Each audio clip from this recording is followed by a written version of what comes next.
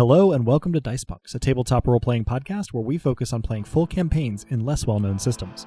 This week in episode 35, our heroes try to get to the bottom of a skull they didn't know they were standing on.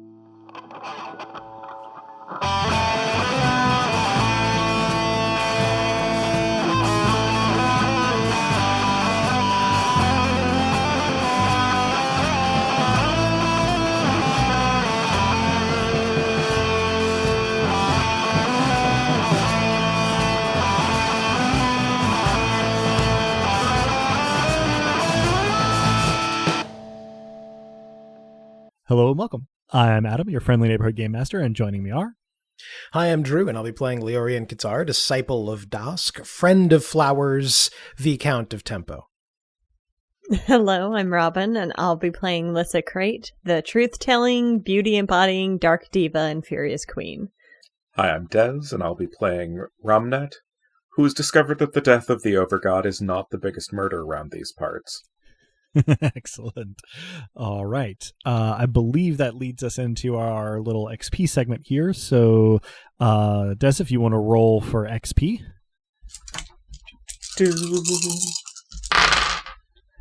That is a pair of 9s and a pair of 2s. Does that mean I get shiny XP again? I don't remember what the occasion was for the first time. So I think maybe this time we'll give you lustrous XP. Ooh. Anybody planning to spend any XP this time? I think not. I think I'm going to continue to hoard my nuts like a squirrel of questionable wisdom as winter rapidly approaches. Same. Question mark. Ebenezer Squirrelge? Yeah, there's something there. Fortunately, some part of me just died. Yeah, I was gonna say. Fortunately, I have control of the edit, so I get to decide whether that stays in or not. Adam, don't inflict psychic damage on the listeners before we get to the episode. Right. That's what the episode's for. Yeah, exactly. Well, in order to get to the episode, we should probably cover what happened last time, and I believe that Ramnet, this time you have that task. Yes. So, Thorelda's body was missing its heart, its shard, and its life. As we discussed the what, why, and how of it, apparently their death, under orders by someone with an auctoritas, was the biggest murder to happen here in some time. Around that point, we encountered fellow travelers in Divinity and in the Godswood, namely Beauty, Adeliova, and Truth. Adeliova appeared to each of us as we saw fit, which meant I knew them to be inherently false, given their resemblance to nothing. We traveled and discussed the natures of beauty and truth, people and roles, where the latter is a pawn of his estate, and who are both directed by an imperator unknown to me, even by name, called Ciliand. Ciliand? Ciliand. Beauty and I discussed matters as a means to achieve détente as we traveled to one of the gaps in the world that I had spelunked. And we arrived at one of them, having agreed to cautiously assist each other and then consult with Ciliand once we were out of the woods as to their imperator's feelings on a universe that lacked a throne for an overgod. And then we could see whether our paths truly aligned.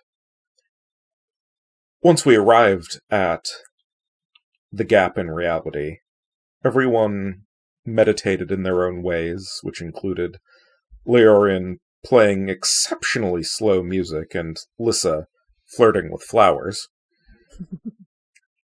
Truth then investigated the perforation and declared it an eye socket. And that's exactly where we pick up this time. Truth is sort of glancing between the rest of the assembled, looking sort of harried and more than a little peaked, having observed, divined, stated that this aperture was in fact an eye socket, and seemingly awaiting somebody else to do something with that information. Probably, I'm guessing, there is at least a moment of silence as everyone processes this. But that is where we pick up. Everyone is in this clearing. It is deep into the night or early into the morning. Hard to tell. Under the canopy of the Godswoods. Sun may be partly up. You wouldn't necessarily know. And everything is quiet for at least a beat. I'm suddenly gripped with the thought that it could be an eye socket with an eye in it, so I divine for any movement in the eye socket. The speed of the movement, of course, being the thing that I'm asking about. Utterly still. This The is tempo relief to is me. 0. Right.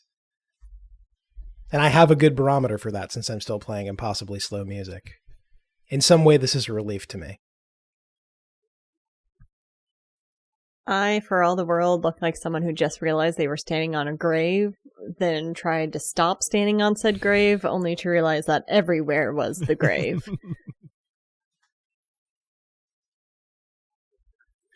Based on the placement that I'm aware of, having hopped in, out, through, and around these apertures, Mhm. Can I figure out the orientation, as it were, of the skull? Interesting question. Very interesting question. Let me get a roll from you. I think this is going to be a sense plus scrutinize, which is 4 dice for you. Okay.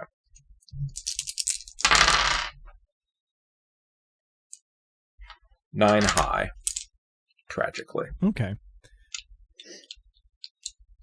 What I can tell you based on that is that something about it doesn't add up. It seems like it has all of the features of a skull now that you have that context that you would expect it to have, but it doesn't quite cohere. And this kind of makes sense if you think about it for a moment geographically. The Godswoods are several times longer east to west than they are wide north to south, which is not the shape a skull is. But all of these apertures are within the Godswoods. So there's something strange about it, maybe, and it you can't quite make it make sense as you feel for these apertures and try to arrange them. There's some manner of geometric fuckery involved in this. Adeliova, for their part, has not really stirred. They still sit and sort of hum softly, although now in maybe more of a minor key. It's not clear what they're doing. Truth just kind of looks freaked out. I'll ask what's bothering him. Well, it's, I don't like corpses very much, really. Just, I know it's not really the same, but death is just so final, you know? It's tough. It Yeah. is tough. Yeah, of course, very final. I look to both Lissa and Romnet for confirmation that that is in Mostly fact the final. case. Yeah, mostly very final. There is, after all, your boss.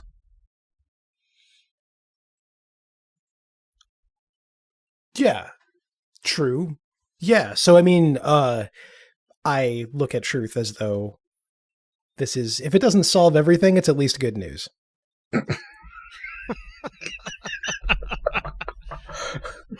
Truth looks to Adliova and then seems to think better of it and simply stares off into the distance.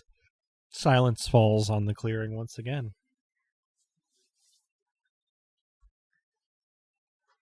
So, for my part, I think I thought the idea of a dead god was going to be a little more abstract. I don't really know what we do with this, if I may. Well, a very friendly tree told me that we have to look within, and now I'm very concerned about what that might mean. I mean, I've already tried that. You've been inside the head of? Is that why we were? Okay. I suppose that makes sense in whatever distinctive way this does not make sense. It seemed the obvious thing to do at the time. So you were within there. I mean, dumb question. Is there like a tunnel that we could all take, or you don't mean like that? I don't know that there's so much a reality, like a concreteness to it, so much as a metaphor. It was a lot of falling and then rebounding. And the whole of it had or was an Actoritas. Oh.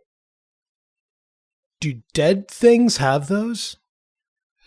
Or an echo of an Actoritas. Okay.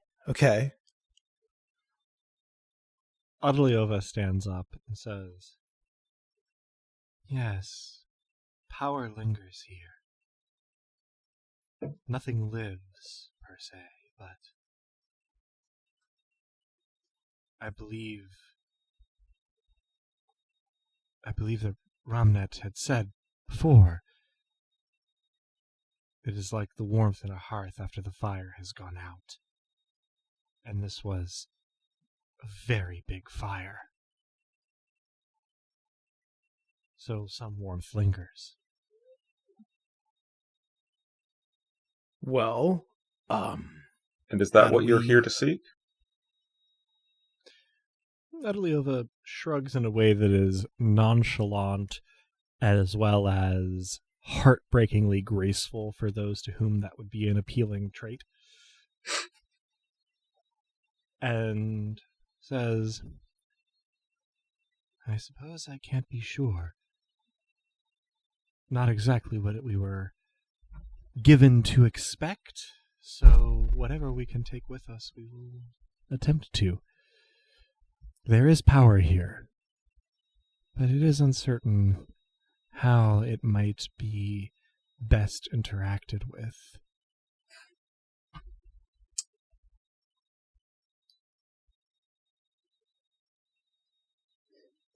Can I do a divination of fury, knowing that we're standing on a skull eye socket now, and see if there was any fury within the brain that abstractly or literally lies within? You can do the divination. What level and kind of miracle are you doing? Probably going to do a lesser divination, and then use like the full 5 that I have. Okay. So that'd be 3 penetration. Right. Okay. You can sense echoes of fury, like you would be able to hear echoes of a voice. It's not clear at from what magnitude. It's very, very indistinct. Think maybe be on a mountainside and hearing somebody from somewhere else on the mountain yelling. You can't tell what they're saying. You can tell it's a voice, right? Similarly with Fury, what's interesting is that I'm going to have you roll to see if you can get information on the limits of this. So give me a sense plus empathy, which for you is 2 plus a master die. Okay.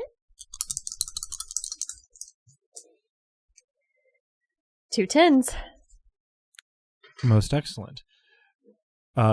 Usually I say beforehand, this time I didn't. There was, in fact, a difficulty on this, which one roll engine is a minimum height that you have to achieve to get a success. With 2 10s, that's as high as it goes. You actually recognize the end of this echo. You can't necessarily sense the emotion that overtook the fury that you are sensing the echo of, but you recognize this particular sort of like taper in yourself and in others. This was fury overtaken by despair. No.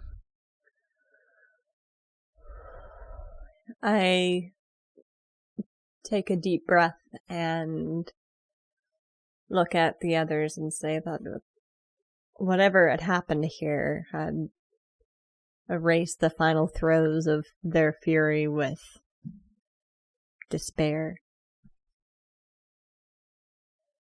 Despair? At what, I would wonder? I don't know. I can only feel the emotion.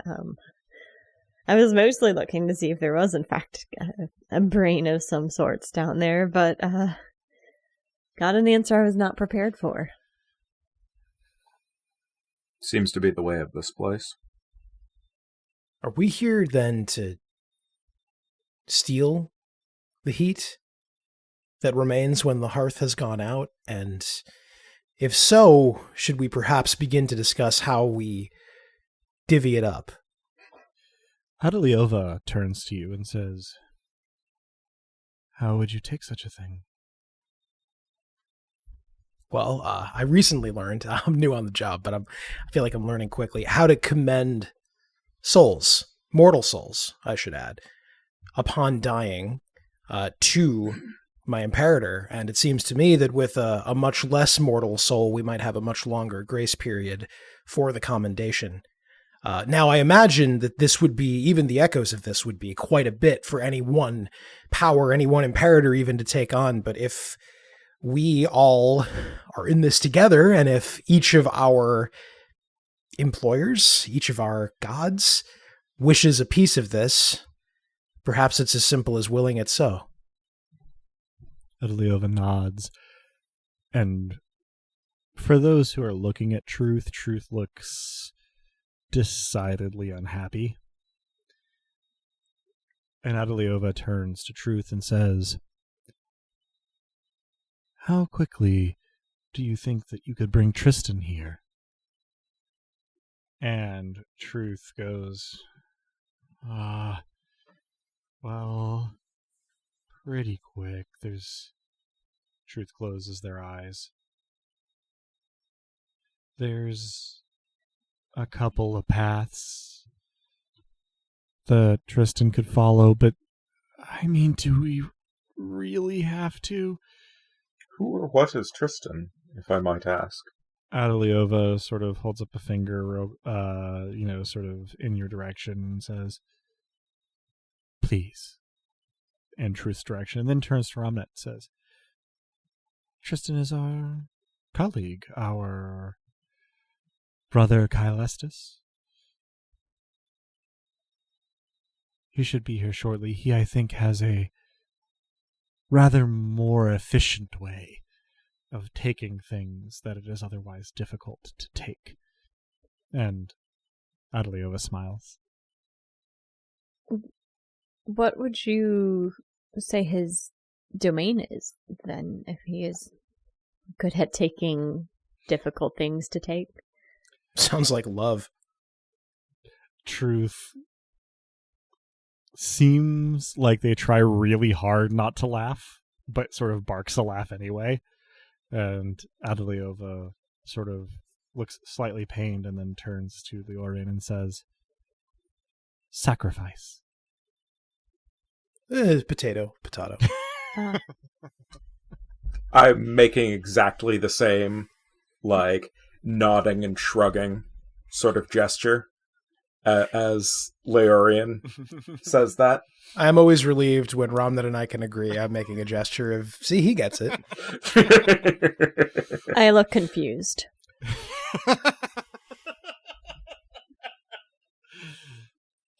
Ramnet, internally, oh, you sweet summer child.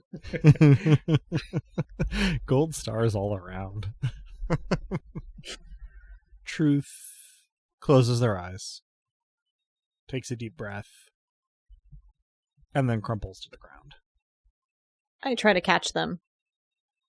Well, you do. And, sort of help them down. And Adeliova strides over and sort of, strokes their brow a little bit and murmurs something indistinct in a language you don't recognize. And Truth's face relaxes a little bit. And in the next couple of moments, you hear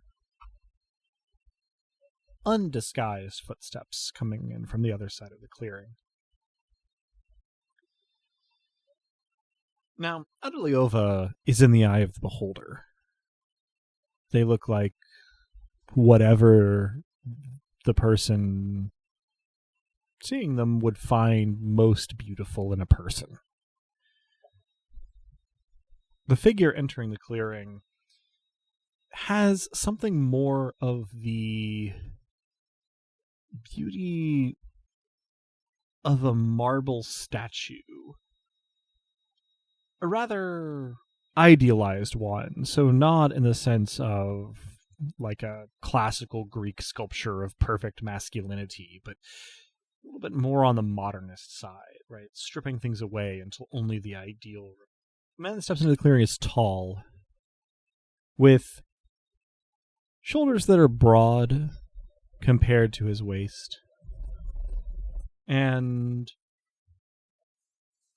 a very sort of like even medium tone to his skin. Smooth, shiny hair down past his shoulders in a sort of dark gray. Silvery eyes. Dressed in what I might call pragmatically revealing clothing. Tight trousers, a short open vest. There's the suggestion of pecs and abs, but nothing so overdeveloped that it's distracting. There's a sort of aesthetic beauty. And perhaps, especially in the weak light under the canopy of the God's Woods, what stands out is that his left hand is silvery. Not a human pigment at all. He strides into the clearing, looks around, his gaze settles on Adeliova, and he says with something of a smirk, "You rang?" Adeliova rolls their eyes. "Yes, I suppose I did. We need something taken, if you can manage it." The newcomer, presumably Tristan, looks thoughtful for a moment, and then casts his eyes upon the three of you. Says, "I didn't expect you to have company." Hi, I'm Lissa. I wave. "Charmed. I'm very sure. He waves back. That is perhaps an in-character silence where I want to give Ramnet an opening to introduce himself, but perhaps I realize he's not going to. And I say, Leorian, pleasure. Pleasure? Good to meet you. Charmed. And his gaze falls on Ramnet. The Duke of Murder at your service. He makes a courtly bow. Says, Tristan, Baron of Sacrifice, pleased to meet you. Standing, he gives a smile that, at least to some onlookers, would probably be dazzling. Out of setting, the overall vibe that Tristan gives is of, like, that particular kind of Bishunan hypermasculinity. That's a great description. It really is. Turning from these introductions to Adeliova, he says, I presume that you needed me for something specific, or you wouldn't have drawn me away from my tasks. And Adeliova inclines their head and says, Of course. We've found the corpse, or a part of the corpse, of the previous overgod, and we were wondering if you could distribute some of the leftover power efficiently and fairly among those in attendance. Tristan nods and says, Well, I'm sure I could. I know we have murder in attendance. I am very interested in talking to you. Thought that might be the case. I take a step between them. I take a step between them protectively, probably without even thinking about it. And Tristan turns to you, Leorian, and says, Now I caught your name, but of what are you the Nobilis? Musician, sir. How rude of me. I actually do strum the lute just to reward his attention. And I say, the Viscount of Tempo. Interesting. I've never known a Nobilis of Tempo before. So far as I know, I'm the first only exclusive. Certainly. Well, a pleasure to make your acquaintance. He gives a less courtly but still courteous and very graceful bow in your direction, and then turns to face Lissa and says, Of what are you the lady, milady? I smile winsomely and say, I'm the Furious Queen and Diva of Darkness, though don't let the title mislead you. I'm quite nice. As nice as I'm well versed on what's done in the dark. Oh, of that I have no doubt. And he winks at you.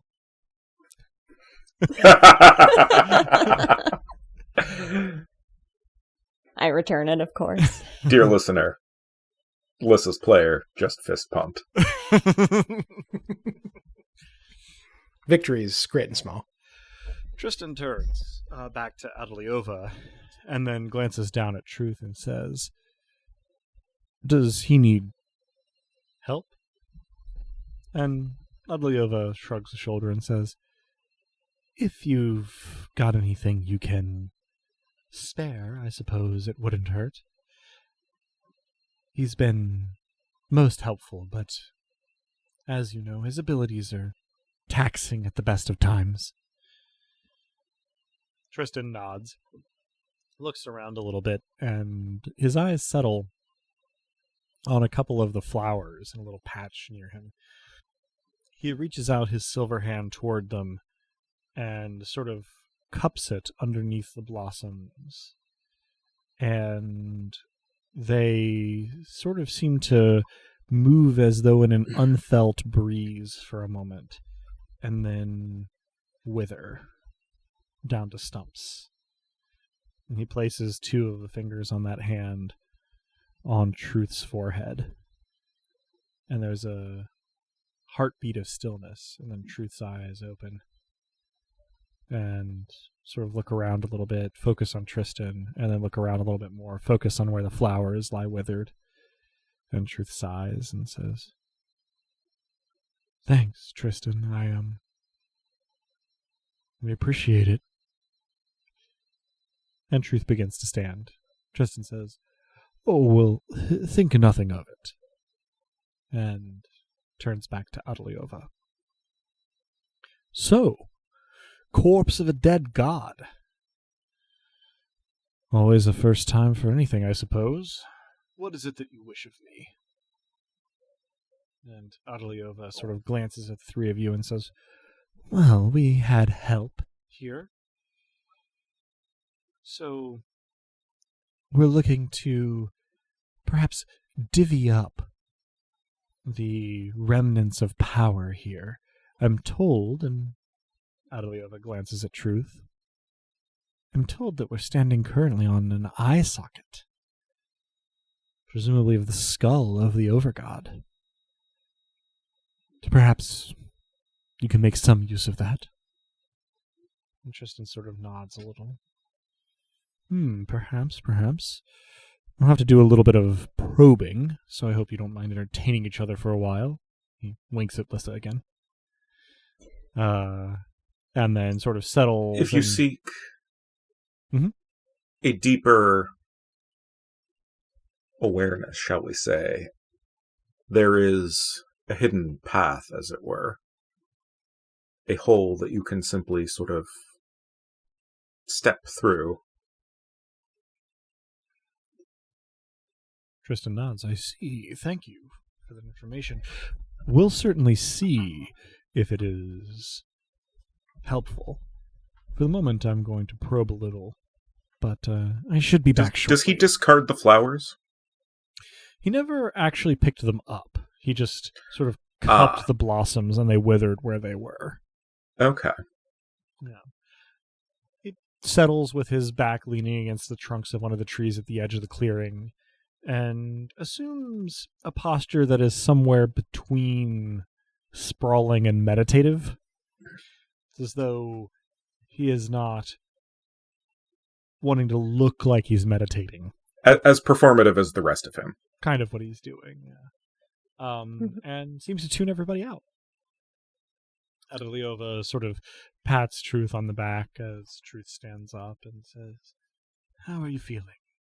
Truth goes, "Oh, well, it's hard sometimes, but, I'm all right." Adaliova nods and kind of pats Truth on the back and says, "I'm glad. We'll wait on Tristan here, and, well..." Adaliova turns to the three of you and says, "How do you wish to pass some time?"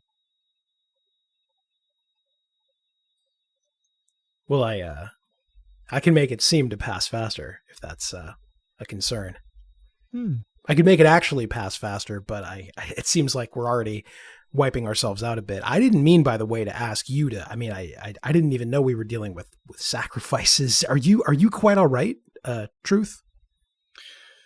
Truth nods without making eye contact and goes, "Oh yeah, I'm all right. I get tired easily, but that's part of what makes Tristan so useful to have around. He's really nice." And Adaliova kind of, waves a hand and says, "Well, he can help move things around, thanks to his estate." And Truth nods and goes, "Right. Yeah, no, he's good to have when you're as weak as I am." You're not weak at all. You're actually quite amazing, and you gave us quite a scare earlier, so I'm glad you're feeling better. Truth says, "Oh, sorry," at the same time that Adaliova looks at Truth and says, "See, isn't that what I'm always telling you?" And Truth goes, "You are bearing up under an enormous estate that is likely frequently attacked in large and small ways." Truth sort of chuckles and goes, "Well, that's the good thing about Truth, right? Is it's sort of immutable. in a lot of ways. So yeah, I do get a lot of attacks, but It is unassailable as long as you care about objectivity. oh, you'd be surprised. It's unassailable even when it's subjective.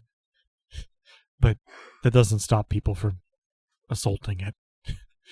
So I appreciate the insight. I will take the withered flowers sort of surreptitiously. I'm not trying to, hide that I'm doing it. Okay.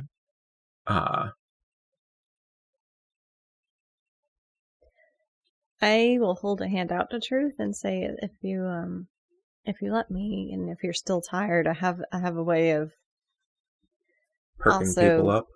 Yeah, exactly. Putting a little bit of pep in your step, miraculously. Not knowing what she means, I look slightly scandalized as she says it. At that, I will catch Leorion's eye and just waggle my eyebrows. I probably blush at that point, yeah. Truth notices none of this, of course, and goes, I mean, it's probably fine. Making that into a question as Truth glances at Adeliova. Adeliova just nods, seeming somewhat, impatient. Why are you asking me kind of attitude. And Truth reaches out and takes Lissa's hand. I, of course, do a lesser creation of furious joy. Truth's eyes widen a little bit, and after a moment, they pull their hand back and go, that's pleasant. Thank you. I wish I could return the favor in some way. It's favor enough that you're doing better. You're nice. And Adeliova smiles and sort of catches her eye and says, "You are, aren't you? Rare and a Nobilis, but refreshing." I blush a little bit and say, well, thank you. As discussed previously, we are all of us varying degrees of new at this, and despite our Imperator, we seem all to have decided that kindness is a virtue. On that, we can agree. Adeliova sort of gives a very warm smile at that. And Truth sort of gives a closed-lipped smile off to one side and sort of rubs the back of their head, seemingly a little bit abashed. Not being sure what I'm seeing and also not being sure what Romnet was implying might be the intimate part. As opposed to just the possibility of me fucking with you, because that's a thing I do. That doesn't occur to me quite yet. I turn my back on the group, plunk on the ground, and just start playing my lute absentmindedly. I don't know what else to do. Okay. For fun, why don't we have you roll a perform? Just to see what comes out. So I can scroll past it. That's a command plus perform music is 6 plus an expert die. Go ahead and set that expert die. That'll be a 6 just in case.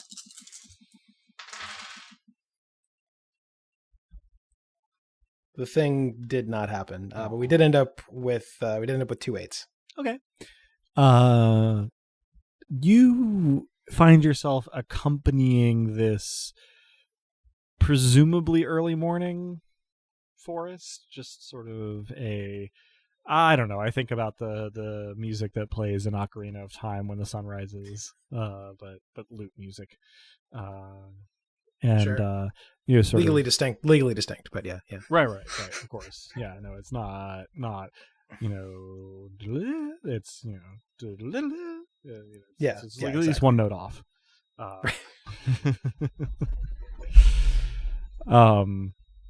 So you have a little bit of time here. So Leorian is playing some music, but if there's anything anybody wants to do in the remaining time while Tristan divines whatever he is divining, then now's the time. I make a general invitation to dance, feeling moved by Leorian's playing and also decidedly in need of something to distract me from the fact that we're standing on an eye socket and about ready to steal power from a deceased overgod. Adeliova immediately takes you up on it. I will also dance, and this will be my first dance roll, I think, of this campaign, despite having 4 and a master die in it. You know, I did keep on forgetting that was the case. So let's go ahead and get that 4 plus a master die from Romnet. And let's go a very unusual thing to do, but I think justified in this case, a body plus coordination for 5 dice from Lissa.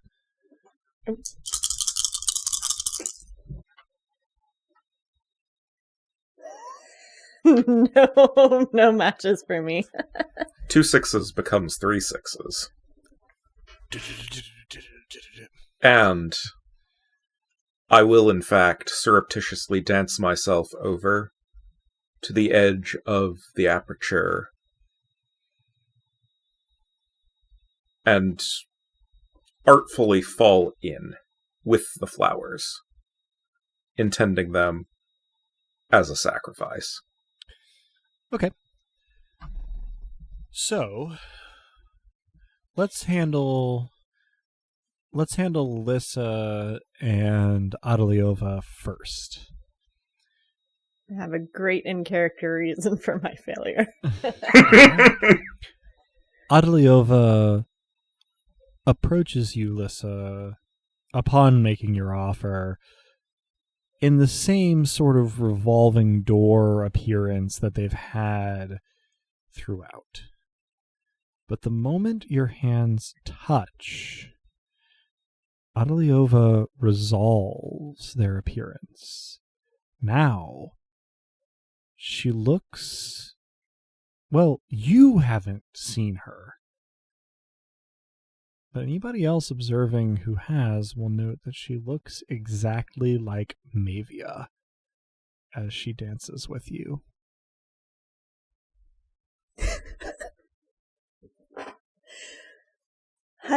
I'm obviously taken aback by this and stumble and say, apologies. Obviously your appearance is beauty, but you have been so many people. Is there anything that determines what you look like to others, and including now? You get the impression that she winks, though you can't actually see her eyes currently. And she says, in Mavia's voice, "Well, beauty is in the eye of the beholder, isn't it?" I suppose so.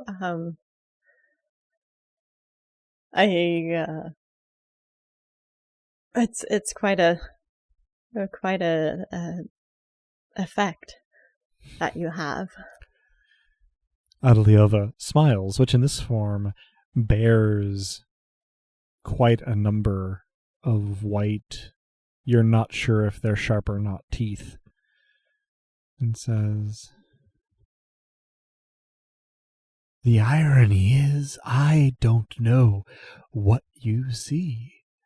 Would you believe that before my commencement, I was quite homely?" Not for a minute, Adeliova. You've up until, and I kind of glance at the other two to see if they're seeing what I'm seeing. Up until now, you've been many people dear to me. Some people I worked with back home when I was mortal, and many people that I've met or just shared a pleasant conversation with, people that I've shared a drink with, and people that I care deeply for in a variety of ways. I don't believe there's a such thing as objective homeliness. I have noticed them dancing, and I've turned around, never one to miss a point when folks are dancing to the music. And it's become dance music. Mm-hmm. So I'm looking at them. What do I see when I look at Adeliova? What is the epitome of beauty to you? The same old epitome of beauty, huh?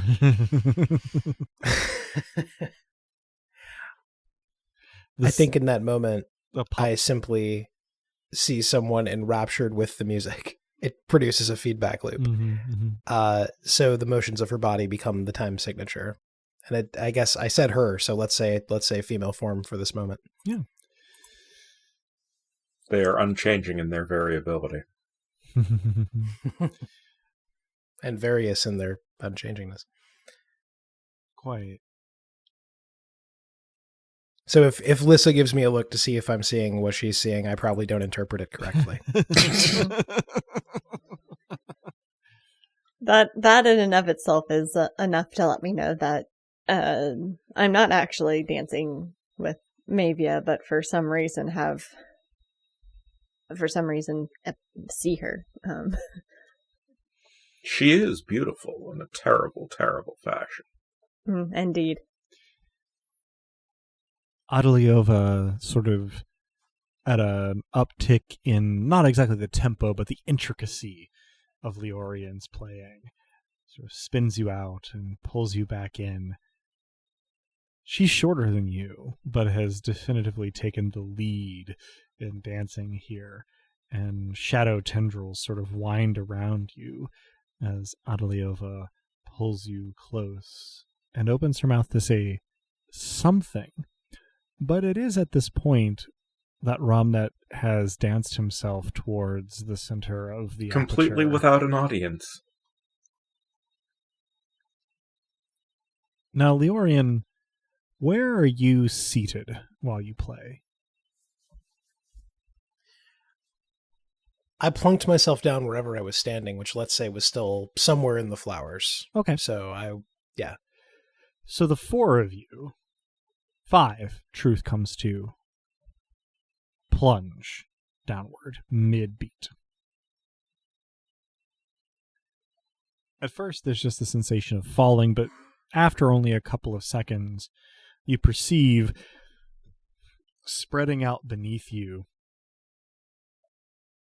an oddly ridged plain, perhaps a landscape of uniform brown, red, and gray sinuous ridges and crevasses stretching off into the distance. There's not exactly light, but you can see it until it curves away from you.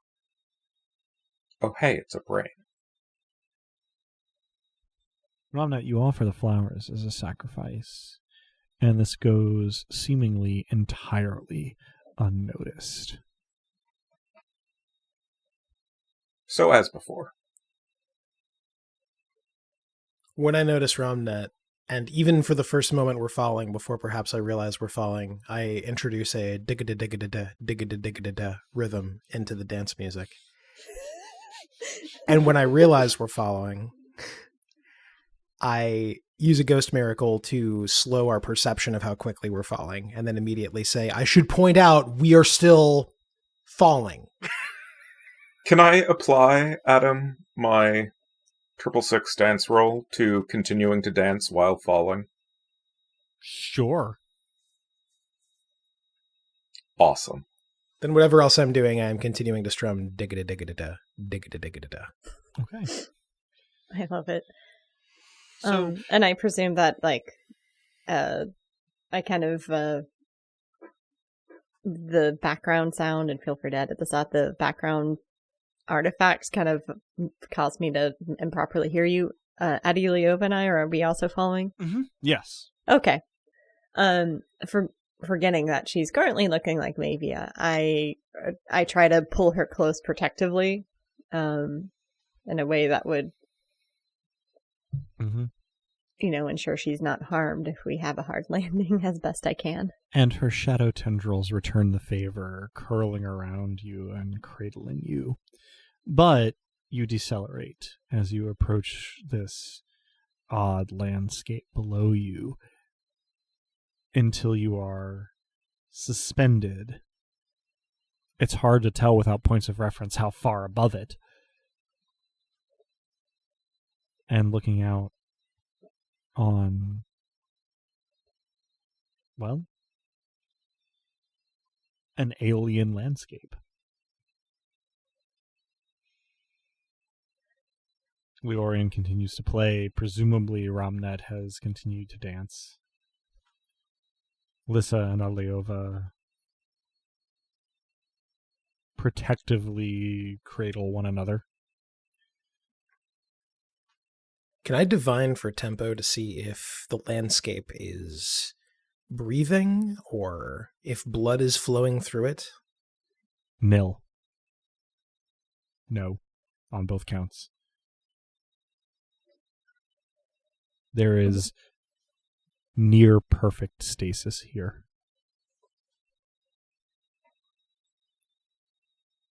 Was this Tristan? Adeliova says, "No, I don't think it was."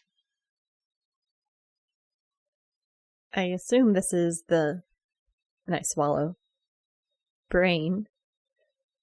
Oh. Adeliova turns her Mavia-like head to look and scan the landscape.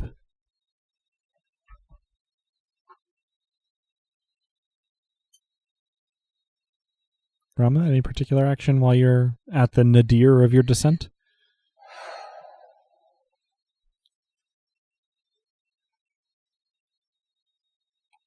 This is going to be very Hogfather, but I'd like to murder the stillness. Okay, so that sounds to me like a creation of murder. Do you want to go for a lesser or a greater? And in either case, how much penetration do you want to put on it? Recall to me the levels for creation. Lesser creation is level 4. A major creation is level 7. Okay. So a major creation would be 4 points inherently. Probably. One, then 2, then 4. You're on 4, so okay, there it is. A major creation would be 3 points for you. Okay. Inherently. Lesser creation would be free. With no penetration. Right. I will do 3 points of penetration, but I'm going to be doing right of the last trump to exchange some spirit realm for domain miracle points. Okay. And is that a lesser or a major creation? That would be a lesser. Okay. Okay. You feel your miracle crash up against the echo of a Noctoritas, and it doesn't penetrate. But at least some of the stillness recedes anyway. And all at once, the 5 of you are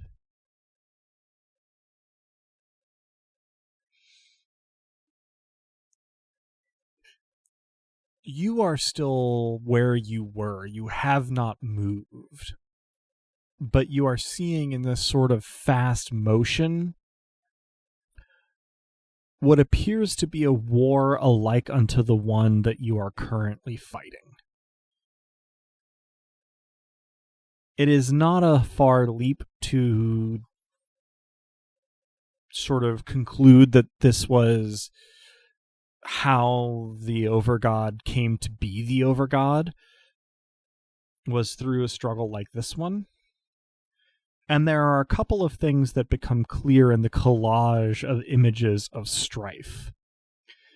The previous Overgod was represented by a granite monolith that was difficult but not impossible to move, but was also not the body of that god. It was simply sort of we might in the present day call it an antenna that allowed the spiritual force that was the god that would eventually win this conflict to interact with the material plane.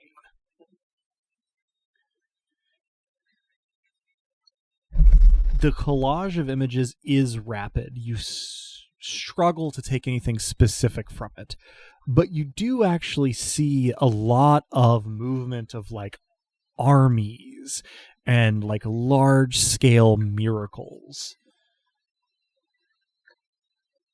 as well as direct combat between Nobilis. And Leorian, you in particular are able to parse this as having lasted centuries. And then there is a moment in this collage, chronologically near the end of it, of stillness. The Overgod is alone.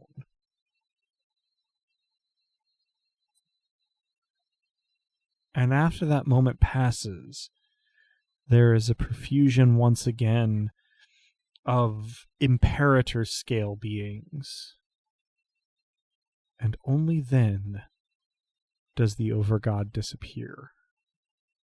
The cause is unclear. The effect, once you are finished experiencing this barrage of images and experiences, well, you would be hard-pressed to summon any particular image or experience from it. There was too much information too quickly. You're left with impressions. But the chronology does stay. And once it's over, you find yourself accelerating back upward. And almost by the time you've been able to collect your thoughts again, you're back in the clearing.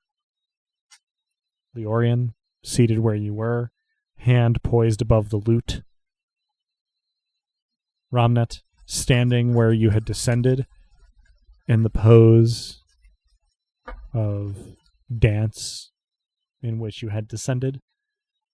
And Lissa, mid-dip, supported by Adeliova's arms and shadow tendrils, her face very close to yours, and smiling with those teeth that sometimes look sharp and sometimes don't.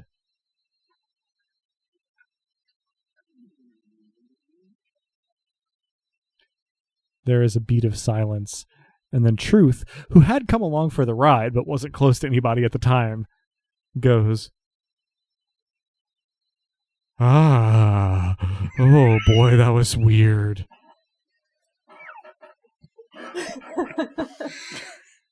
Truth is my favorite. Just like an absolute fucking wooby. Mm-hmm. Yes. Mm-hmm. Absolutely. Mm-hmm. Mm-hmm.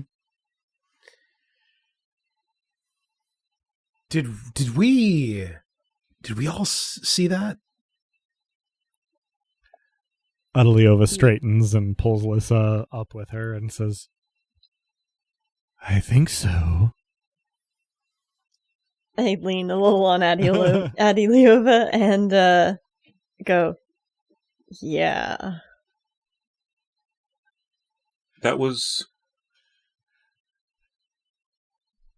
a bit different from some of the other times that I went spelunking. That was you.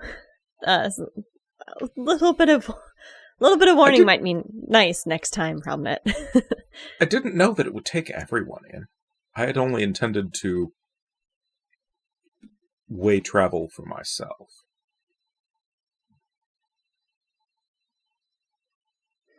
I wanted to see what a sacrifice might do. I only have one flower left in my hand.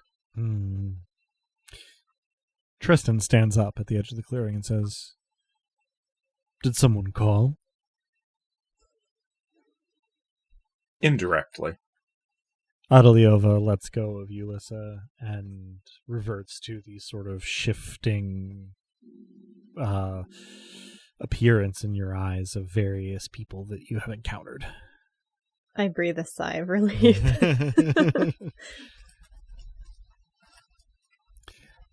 Tristan walks into the clearing.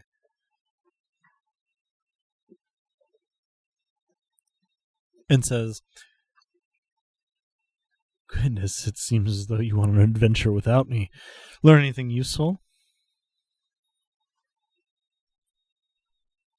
Chronology. Oh, do tell. Previously there were many gods, and then there was the Overgod. Then there were some imperators, and briefly still the Overgod, and then no longer the Overgod. Well, it could be useful information. In the meantime, well, it seems that this place is... That's hard to put into words. The idea of the body of the Overgod, it's unclear to me whether it ever took a physical form, but if it did, this is where its head would have ended up. So I think the metaphorical nature of its corpse is part of the nature of that god. There was a rock that was its point of connection. I raise my fingers in the gesture of two antennas to something like that. And other metaphors that are lost on a world without radio. I mean, there's bugs. Sure. There's bugs, all right. Bugs. And thus, the god itself may not have, as you say, taken on a physical form so much as the idea of it. Well, either way, I think that I can use this aperture to take, and you can hear the capital T in the word take. What remains here? Tristan looks to Adeliova and says, So, how are we going to divvy this up? I wasn't here for the whole thing, but it will be up to me to divide it, so how do you want me to do it? And Adeliova goes, Well, there are 3 of them and 3 of us, so I think evenly will do the trick. Don't you think? Truth, though not seemingly having been consulted here, goes, I mean, yeah, that sounds like a good idea, right? Evenly, it's fair, it's right, it's good. And Tristan nods and says, Very well, and walks to the middle of the clearing. Can I ask something of it before you do your thing? Certainly. Anything, little lady? Thank you, Tristan. I don't remember if my first question along these lines was lesser or greater divination. But after witnessing the chronology and after placing the despair within it, perhaps correctly or incorrectly, but at least theorizing where that would go, I want to divine silently how to prevent Fury from becoming part of a whole again. Interesting. Okay, so is this a lesser or a greater divination, do you think? It's going to be specifically directed to the head region. Sure. So I'm not sure, because it's a big question with a small focus on the domain. Well, and the language of the miracles is lesser divinations learn about a state. Major divinations scry ask a state about something. So you are... So major. Okay. That's level 5 for you, which I believe is free still. Mm-hmm. Are you applying any penetration to it? I'm not. Okay. I don't think I did the last time, so... All right. And just one more time to make sure that I am not misremembering it, your exact wording of your question. How can we prevent Fury from becoming part of a whole again? Okay. Or how can we prevent... Yeah, I'll stick with that wording. How can we prevent Fury from being part of a whole again? The answer that you get from your estate is in 2 very clear steps. No winner. Don't let Tristan touch you.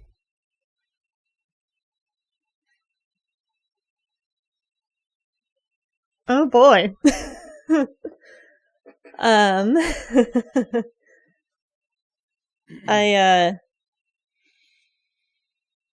take a step back and shoot a very meaningful look at Ramnut.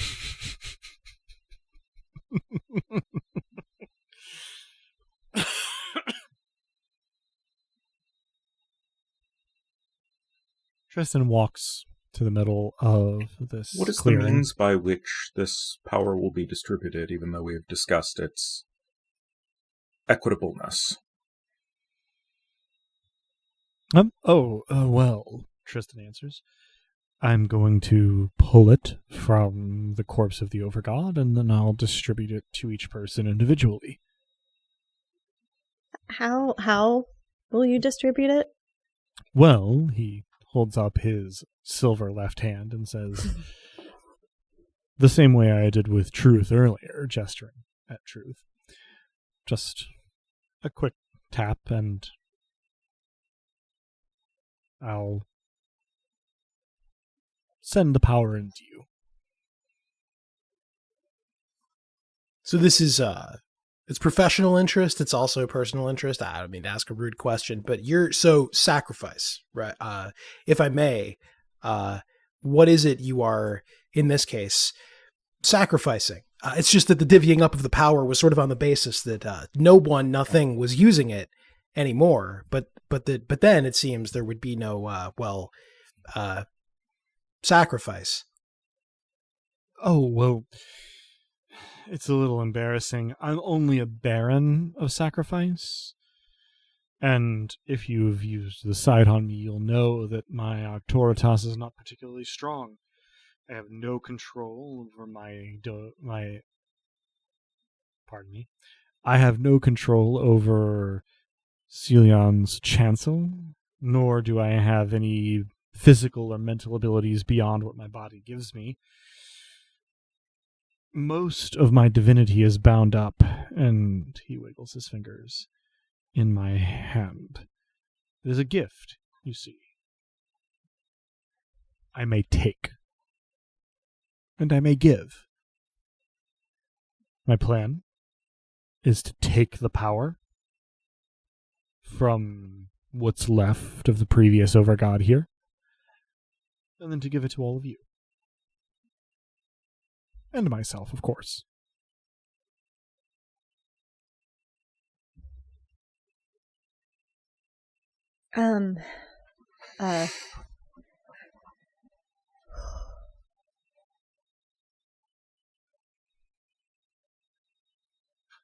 I look at Ramnut again after a moment of being very uncomfortable. Forwardness and my lack of immediately given trust on this. Adeliova and I had some discussions about winners and losers and eternity and so on our way here, and you were not present for much of that, but what is to stop you from taking from us? Well, I suppose my own scruples and the disapproval of your companions. I will look to truth after Tristan says his piece. Truth looks a little stricken, but closes her eyes and goes, that's how it would be done. Truth. Yeah? Why is my estate telling me not to allow Tristan to touch me? And no offense meant to you, I'm reiterating my divination here. Oh, I don't know. And Truth sort of squats down and like clutches their head to either side and goes, I don't know.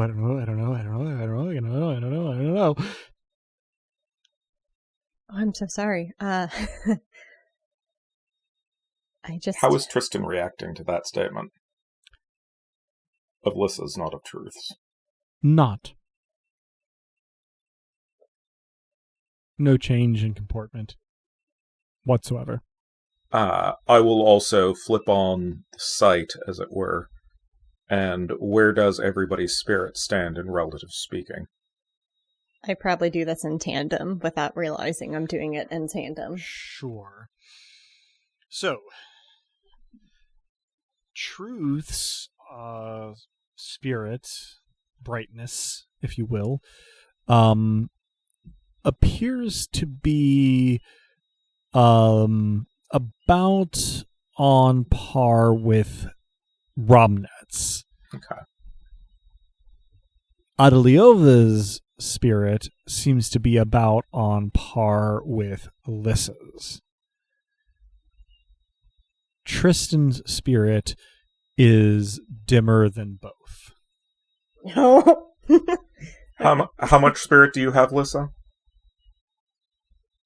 I'm scrolling. I should know this by memory, but numbers, I trust myself Numbers. not, so 2. I understand. You have 2? Mm-hmm. Okay. I would not think to do this, but for the record, I have 4. I can throw myself on a bullet if needed. We know that from that Tristan has approximately 1 or 2. Yeah, one at most. Because he's dimmer. Do you need to equal an Octoritas to penetrate it or beat it? Equal it. Okay. So I would like to do a major divination of murder. Okay, a major divination of murder. So that's going to be 1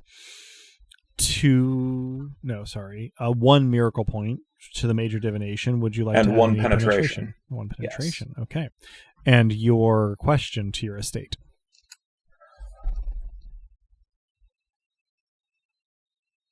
What is the name of the Nobilis that Tristan has most recently caused the death of, that is to say, murdered? Thoralda. Mm-hmm. Ah. Did you use your hand to take Thoralda's shard? Tristan stops Tristan had already gotten to the middle of the clearing and was sort of starting leaning down, and stops and turns and says, "Beg your pardon." I'm so sorry. I can't. And I give myself to Mavia.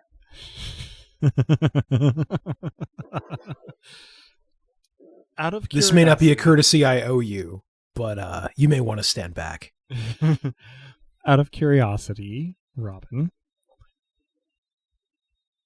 is there any particular manner in which Lissa gives herself to Mavia, or thought or statement with which she gives herself to Mavia? There is. I remember how it felt to embrace and be embraced by her and dance. And retreat to her as a place of comfort. So, Leorian, Ramnet, you have a split second of foreknowledge here as you start to see what is happening to Lissa. It is a heartbeat reaction, but if you've got one, now's the time. I am going to do a lesser creation of murder with 1 penetration and Mavia as the agent. Yes! Okay. And Leorian, anything in particular? I have spent so many miracle points this fucking session. I perform a ghost miracle on Tristan so that whatever reaction he was about to make, he makes it a bit slower than he thought he did. Okay. And I'm going to make that a sort of contemporaneous, maybe not the right word, simultaneous, probably better, with your statement about, you may want to back up. Yes. And all at once, Lissa is consumed in writhing shadow, and moments later, Mavia comes rocketing out of the sort of miasma that dissipates quickly behind her toward Tristan. Tristan turns, looking alarmed. Now, Mavia.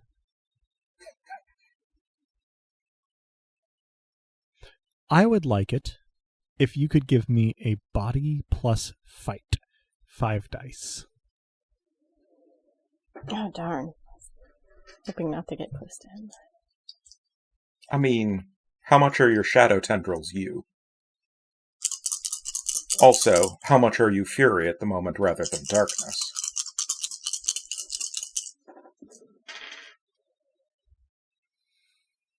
Two 5s and 2 1s. 2 5s and 2 1s. All right, give me just a moment. Because now Tristan also has to make a roll.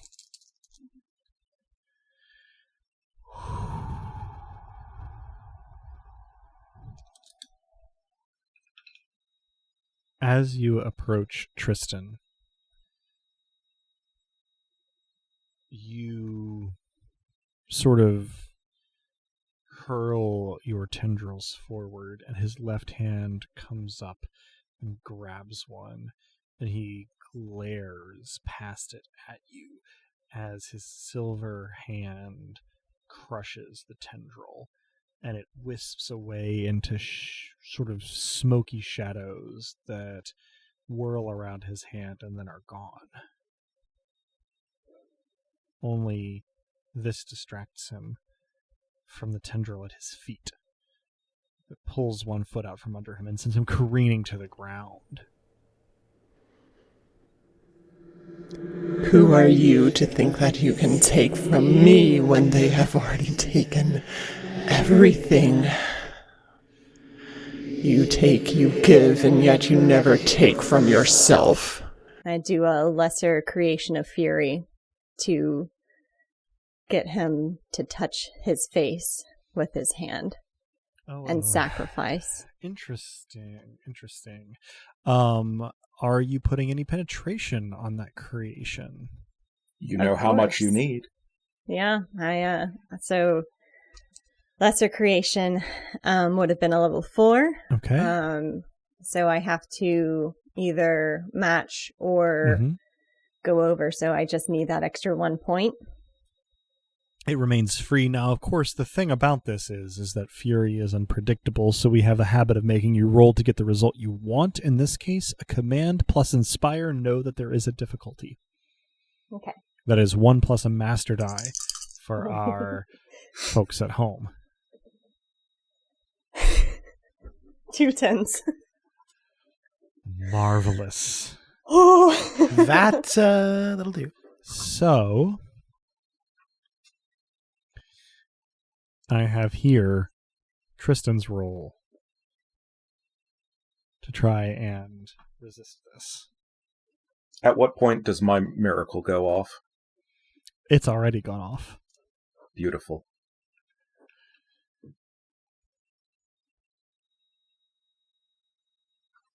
There is a moment, Mavia, where you think perhaps it won't work. Tristan looks at his silver hand, fingers tensed and partially curled, and he, glaring at them, sort of screams "Rah!" at his hand, and then it lurches toward his face. You aren't clear on exactly what happens next. Leorian, Romnet, actions. I'm looking at the other two. Truth still cowers on the ground, seemingly entirely within themselves. Arliova seems to be watching with interest the proceedings, but has not made a move yet. Somehow I know that this is going the way it needs to. So perhaps for the first time in a tense situation, I resist the urge to throw every imaginable miracle point at the situation. But I do perform another ghost miracle so that whatever it is that's happening happens just that much faster. Mm-hmm. Tristan howls. I will into his hand. I will commend Tristan's death to Dusk. Interesting. Very interesting. It is, after all, now a sacrifice. Mm-hmm. Do you say that out loud? Or is this a wordless commendation? I think the specifics of it are: Dearest Dusk, a sacrifice of sacrifice.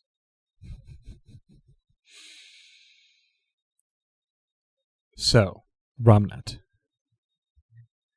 you have 1 miracle point remaining in Domain, 1 miracle point remaining in Realm, 1 miracle point remaining in Spirit, and 4 miracle points remaining in Aspect. Yup.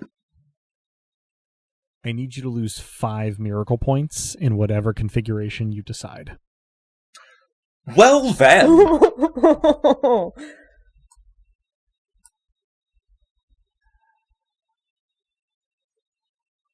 Cool. Mavia. Cool.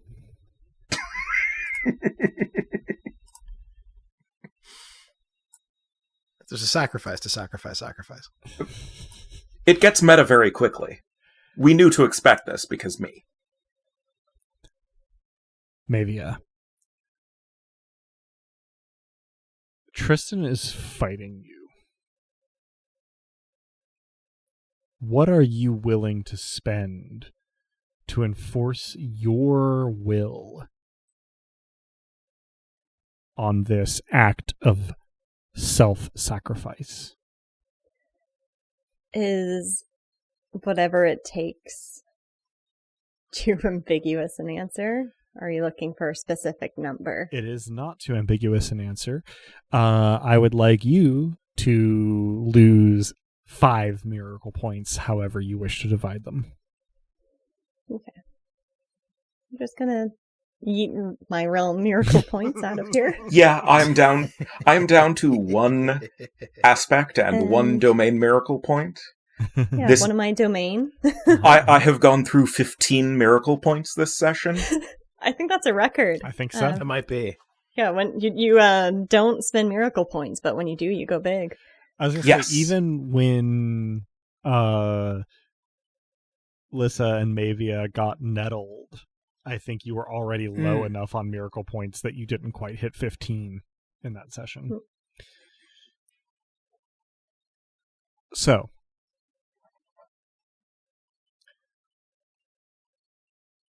two observers, Leorian, Truth, to some degree Ramnet. Tristan's silver hand grasps his own face as Mavia's shadow tentacles whip around at the edge of his Octoritas. And there is a moment... It would be wrong to call it stillness, but there's a moment where there's a tableau that includes the clenching of the hand and the whipping of the shadow tendrils. After all, I've already murdered stillness.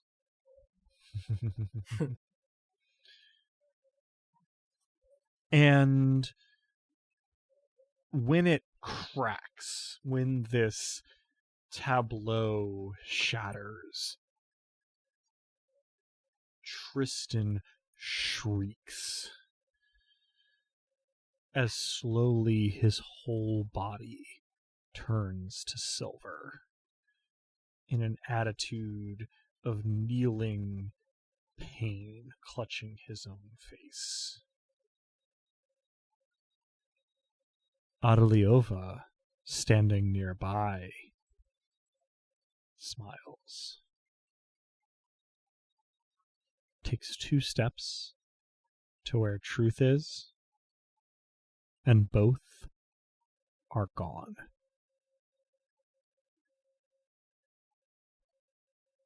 There is a sudden stillness.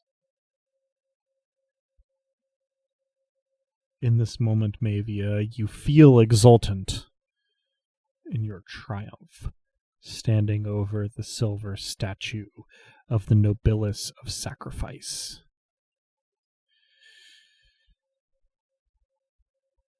And I would like to get a roll from you. I would like you to roll Sense plus Empathy. 2 dice plus a master die. It's going to be 2 4s.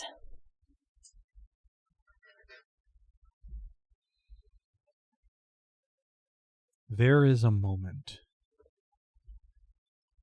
where you can feel the shard of sacrifice in Tristan. And you can also feel another shard. And after a heartbeat, you realize it's familiar. In fact, it's downright homey. This shard is the Forge. You I want it. don't have enough strength on your own to take either one. But you know that you could call for help.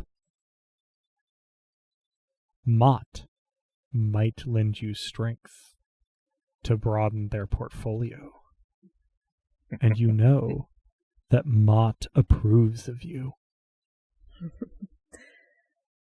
I cackle into the woods and an exultation shriek.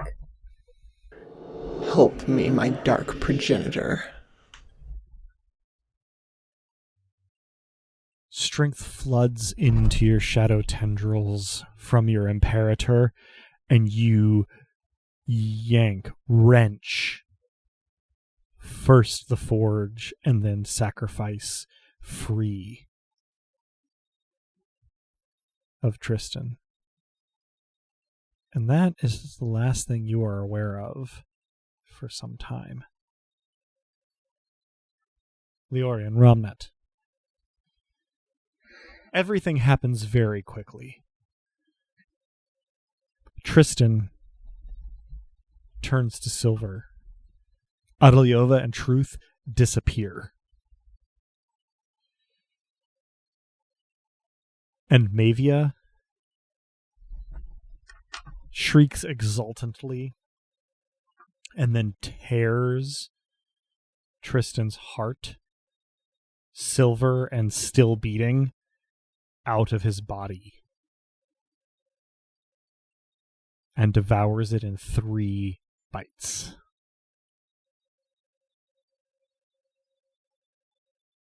Immediate responses. Oh, hey, does World Walker tell me where they went? Interesting. Mavia just doing Mavia things, like whatever. Not exactly. You know that they left by the power of an Imperator and went back to that Imperator's chancel, and given context clues, you are pretty sure that Imperator is Celiant. Are you sure? But you're not sure where the chancel is, or if you could follow from here. Leorian? Can I try? Just a moment. Sure. Leorian?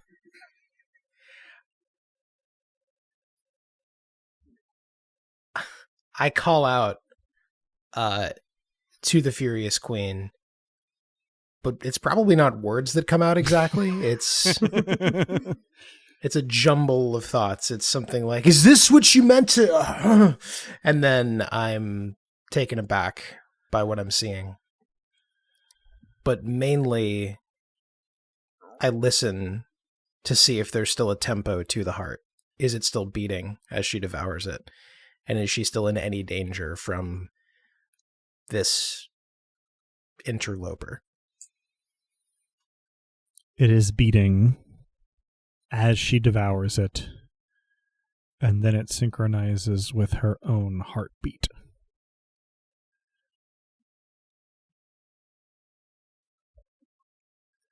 Romnet.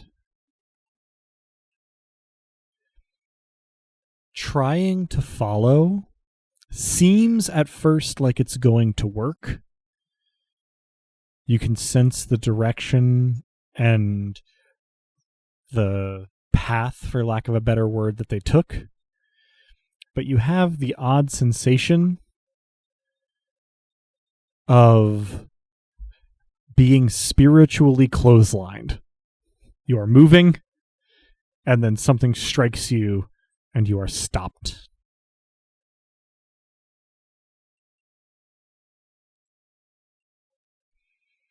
You think, shaking it off, that you drew the personal attention of an Imperator.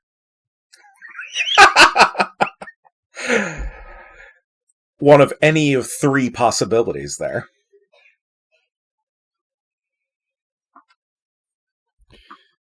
Mavia. This is weird. You ate a heart. It was awesome. Mm-hmm. But also, now you aren't as big a part of the whole as you once were. You are flush with power and approval from Mott. But you are also only a quarter of the being that you now inhabit. You're not entirely sure that you could put into words what happens next. But to outside observers, specifically Leorian and Romnet. What you see as Mavia swallows the last of the heart is an exultant sort of like upward pose of arms and head and shadow tendrils. And then it is as though the storm stills. Or calms. It doesn't go quiet entirely. Lissa has not come back to the fore. And yet, the shadows fall away somewhat. They are no longer an aspect, but just garments, mostly still, simply hanging off of the form that they adorn. A familiar form, in fact, albeit different. It looks like Lissa. A little shorter, a little less muscular, lacking most of the tattoos, and with simply a medium-length mane of barely kempt hair, but wearing full-size Lissa's normal blacksmithing clothes and seemingly engulfed by them. After a beat of stillness, this younger Lissa falls to her knees and with a toothy grimace and without a sound begins to weep. 2 tears rolling down the left side, 1 down the right side of her face, which itself is fixed in a hostile grimace before the silver statue of the heartless Nobilis of sacrifice.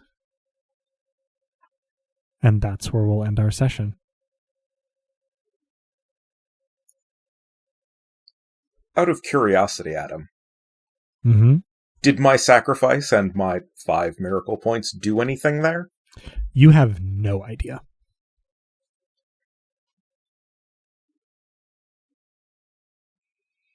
Part Fair. of what's entailed by sacrificing something to an imperator other than your own.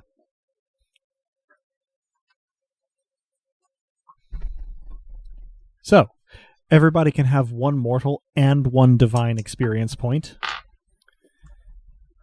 And Ooh. Robin, you will get 2 divine miracle points. Yay! And you will add sacrifice and the forge at 0 as domains. Jesus, you're just... you're collecting a literal portfolio here. Oh boy. Gotta catch them all. Gotta embody them all. Have I mentioned that we're approaching the end of the campaign here? Yeah, right. Yeah, I mean, I find myself once again envying you. Your profusion. Have I mentioned that I'm pretty sure we're hiring? That's what I was trying to help do! So, I don't even know how to structure this on my sheet, so I can save it for later. well, that concludes our session of Dice Punks. Thanks for joining us. I hope our players and our listeners enjoyed it as much as I did, and that you'll join us again next time. If you're hearing us now, then you probably know where to listen to this, but we can be found almost any place that one can listen to podcasts, as well as on the wider web at dicepunks.com and on Twitter as @dicepunks. With that, I think we're ready to say farewell. Say goodbye to the kind folks at home, players. Thanks for listening, and if you're playing music and they're dancing to it, keep on playing, and if you fall, try not to go with gravity if you can avoid it. I am so grateful for all of you listening. My wish for you is that may heal the wounds of the past to head into your brightest future. Thanks for listening, folks. And be precise in your sacrifices. Of what and to whom. Marvelous. And as the poet once said, life is a hideous thing, through the eye into the brain. Revelation, time stands still, extermination of our will.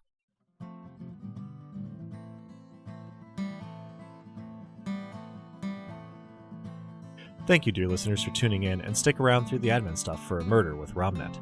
The songs in this episode, Theme of the Dice Punks in its acoustic version, were written and recorded by the Viscount of Tempo in his element, Drew. Cover art is by Joanne, who has appeared on the podcast now and again. Check out her work around the internet where she goes by Anything So's. Site design and graphics for dicepunks.com are by Robin, the player behind Lissa, Nobilis of Fury. Rain and the one-roll engine it runs on were created by Greg Stolze, whose work can be found in a lot of places, but check out gregstolze.com. Nobilis was created by Jenna Caterin Moran, who can be found at afaransunlessland.wordpress.com with a lot of different projects. Links to both systems and authors can be found on the Punk Grimoire section of our website, dicepunks.com. Thanks so much for listening. If you liked what you heard, that's reward enough on its own, but if you're so inclined, you can help us out by rating and reviewing us wherever you listen to us, telling your friends who you think would like us to give us a listen, and even by heading over to our Patreon at patreon.com/dicepunks. We have fun rewards available to backers, including a patron-only Discord and access to the Dice Peaks After Show for episodes 1 and following. Regardless, we hope you'll tune in again, and until then, remember, subtlety is for cowards.